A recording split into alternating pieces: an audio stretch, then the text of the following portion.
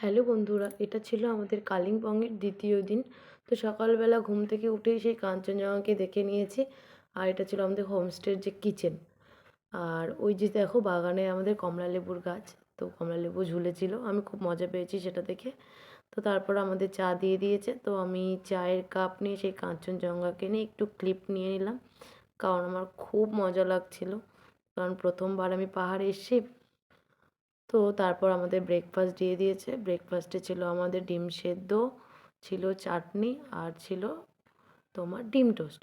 তো ডিম টোস্টটাকে আমি এবার প্লেটে তুলবো, মানে আমি খাবো, কিন্তু আমি তুলতে পারছিলাম না, কারণ আমি ফোনটা এক হাতে ধরে ভিডিও করছিলাম আর এক হাতে তোলার চেষ্টা করছিলাম, তো হচ্ছিল না। তো শেষমেশ আমি ব্যর্থই হয়ে গেলাম। তো এবার রেখে দেবো, আমি রেখে দিয়ে দেখি ওরা ফটোশ্যুট করছিল, ওর বন্ধু জয় দেখি ফটোশ্যুট করছে। তো আমি ভাবলাম একটু ওদেরকে নিয়ে নিই ভিডিওতে। তো ফটোশ্যুট করছে, এ গল্প করছিল, আর একজন আছে এদিকে এমনি দাঁড়িয়েছিল ও। তো যাই হোক আমাকে দিয়ে দিল ব্রেকফাস্ট। তো আমি এবার খেয়ে নিচ্ছি, আর আমি বললাম কি একটু ভিডিওটা নিয়ে নাও আমাকে। তো নিয়ে নিয়েছিল। তো তারপর আমরা রেডি হয়ে গেলাম, রেডি হয়ে এবার ওখান থেকে বেরিয়ে পড়বো।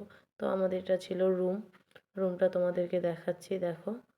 ওই যে ও হলো রেডি হচ্ছে, আর আমি তো আগেই রেডি হয়ে গেছি। পুরোটা ছিল কাঠের রুমটা।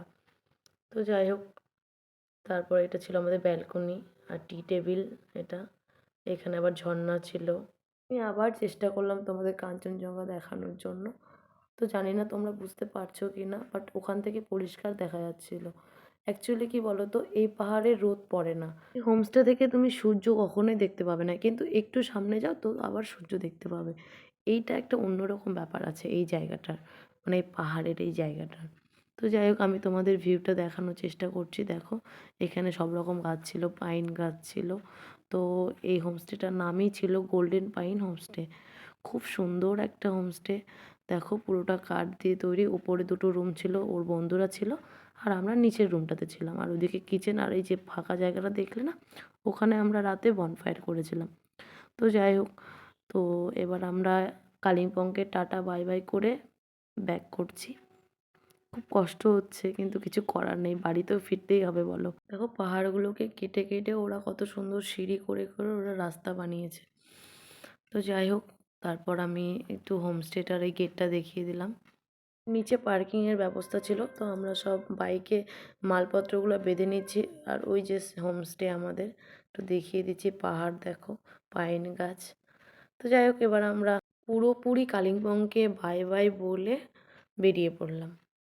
এবার আমরা যাব আজকে শিলিগুড়িতে গিয়ে ওখানে একটা নাইট স্টে করবো, পরের দিন ব্যাক করব। তো যাই হোক, চলো যাওয়া যাক। সেই রাস্তার দুপাশে আবার সেই জঙ্গল, তারপর পাহাড়।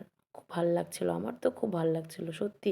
মন খারাপ থাকলে যদি কেউ পাহাড়ে যায়, তার মন অটোমেটিক ভালো হয়ে যাবে। তো বলেন একটা, এই পথ যদি না শেষ হয় তবে কেমন হতো। আর বাইকে ঘোরার মজাই আলাদা। তো এবার আমি তোমাদের এখন শুধু ভিউগুলোই দেখাবো।